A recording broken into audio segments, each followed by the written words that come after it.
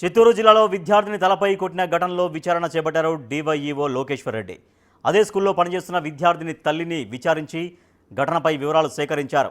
సాయంత్రం వరకు డివైఈఓ స్కూల్లో ఉన్నప్పటికీ ప్రిన్సిపల్ అందుబాటులోకి రాలేదని తెలుస్తోంది.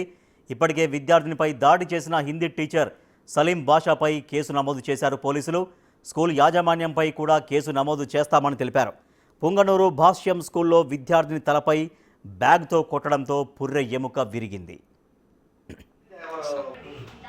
దాని గురించి వాస్తవం చెప్పేదానికి సార్ ఇట్లా మాకు ఫలానే సార్ పోయినాడు సార్ ఫలానే సార్ మాకు దానికి వెళ్ళాడు సరే సరే ఇంకోటి నాకు వస్తారనే విషయం తెలుస్తుంది ఎవరో ఒకరు